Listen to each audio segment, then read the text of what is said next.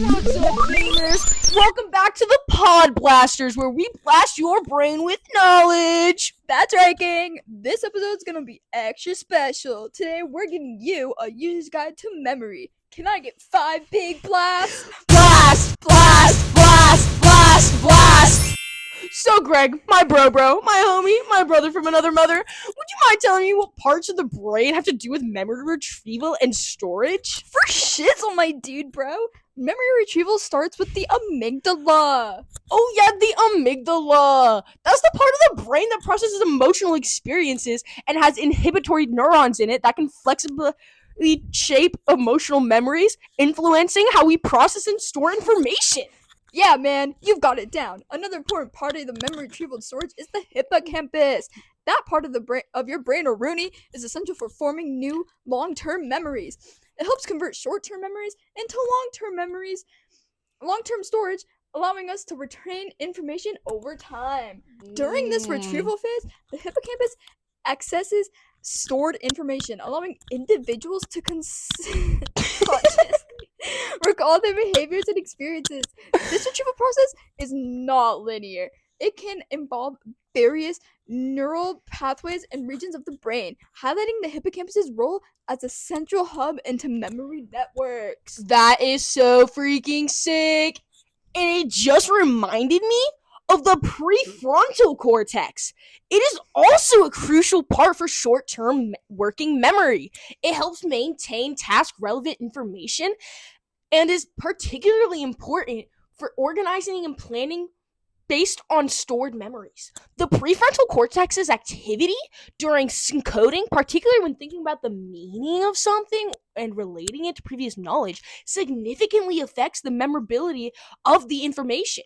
This region is particularly active when recalling semantic or episodic memories and is involved in attention and focusing mechanisms. Man, you've got that down, dog. Now, the last part of the brain that we need to explain is the cerebellum. The cerebellum is primarily associated with the procedural memory, which involves the learning and execution of motor skills and tasks. This includes activities such as riding a bike, playing a musical instrument, typing on a keyboard. The cerebellum helps refine and coordinate these movements, allowing them to become automatic through practice. Like how we kept practicing the Macarena and now we do it perfectly in sync every time. Exactamundo, muchacho! You know, I've had a question for a few days now. I've heard of this crazy thing called arousal theory. What even is that, bro? Brosif, I have got you! The arousal theory suggests that emotional arousal can enhance memory by increasing the release of neurotransmitters like glutamate. When individuals are emotionally aroused, the brain releases more glutamate, which helps in the formation of strong memories. The arousal theory also suggests that emotional arousal can enhance memory retrieval by increasing the activation of the amygdala, which is crucial for processing emotionally charged information. This increased activation can lead to better encoding and retrieval of memories associated with these emotions. That's why the only part of physics class I remember is Katie Hollander and not the class. Hey! Oh, got it. Yes, bro, you get it. Yeah. So, bro, Saya, what are some common problems and or limitations of memory? I'm so glad you asked, my brother, from another mother.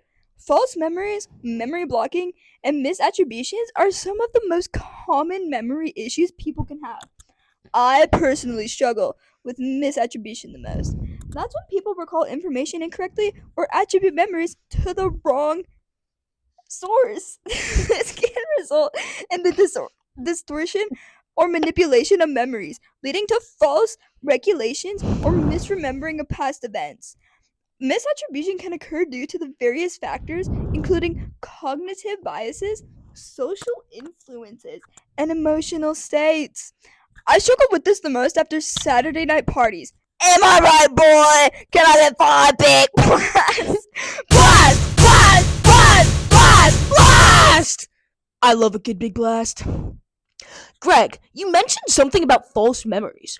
Aren't those when individuals misinterpret events or recall them inaccurately? Like when witnesses see something that they totally didn't and remember it differently? Like how me and Veronica were not seen together last Friday at the Alpha Alpha Alpha house, but everyone keeps saying that we were. Katie, baby, I would never do you like that. I promise. Exactly, man. These memories may be entirely false or significantly altered, resulting in a distorted understanding of reality. And Katie, bro, trust, don't listen to the randos saying he was with Veronica. That's a bald-faced lie, and Chad would never never. Yeah, I'd freaking never. I just wish I could block out that memory. Actually, that can happen. It's called blocking. And it's not the sports kind. Memory blocking refers to the temporary inability to access information that is stored in the brain. This experience is where a person knows they have the information but cannot retrieve it at that moment. It is a common occurrence that can happen to anyone, often triggered by various factors like stress, fatigue, or distraction. This also can be called the tip of the tongue experience. Dude, like when I forgot the word for dishwasher. Exactly. So, what are some ways that we can get better at remembering things, man? I am so glad you asked, Proceratops. Mnemonic devices and chunking are two ways to remember things. I like mnemonic devices the best because I can make songs with it. Mnemonic devices are memory aids that help individuals remember information more effectively. They work by creating associations between new information and existing knowledge, making it easier to retrieve later. Some of these can include making rhymes or songs, making associations, visual imagery, self-referencing, and sequential learning. Oh, so that's why I'll catch you singing the periodic table of elements. Yeah, now you get it. Chunking is another good method. Yeah, I think I know that one. It's a cognitive strategy that helps improve memory by breaking down larger amounts of information into smaller, more manageable pieces or chunks. This method leverages the brain's natural tendency to organize information, allowing for better retention and recall. The effectiveness of chunking lies in its ability to reduce the cognitive load. Yeah, our short-term memory can typically hold about 5 to 9 bits of information at a time. By organizing data into chunks, we can remember more information than if we tried to recall each piece individually. For example, phone numbers are chunked into 3 to 4 numbers at a time, making it easier to remember. Speaking of phone numbers, Katie, please call me back. I'm sorry, I've been framed. Baby, you've got to believe me. Yeah, Katie. Come on. And Chad, isn't there one more memory unit technique? Oh, yeah. Self-referencing or something? Oh, yeah. I almost forgot. The self-reference effect can be utilized to enhance memory retention by relating new information to personal experiences and beliefs.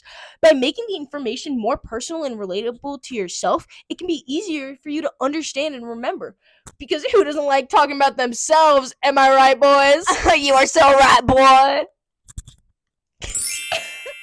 Alright, podblasters, it's time for my favorite part of the podblast.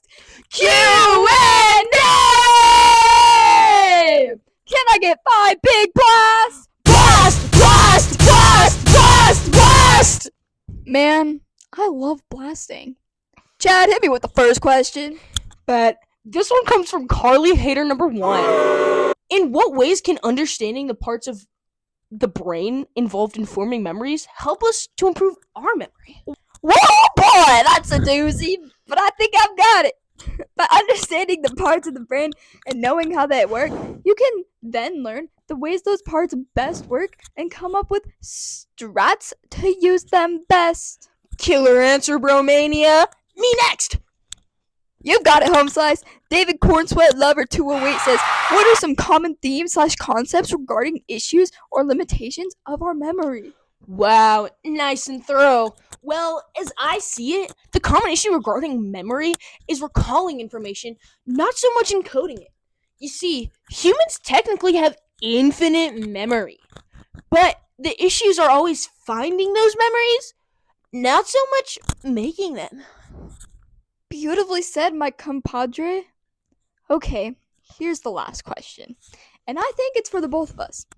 TMNT Rock 67 asks, overall, what advice or suggestions would you give to a student looking to enhance their memory/study skills relating to your research? Well, I would say that they should turn what they're trying to learn into an epic tune or rhyme so that it encodes into their brain. Awesome! And I would add on to that by saying that they should research the parts of the brain that have to do with the long-term and short-term memory to best get a grasp on the concept. You are so right, Manzilla. As are you, mi amigo. That's all from us today, folks, but tune in next week for another episode of Podblasters!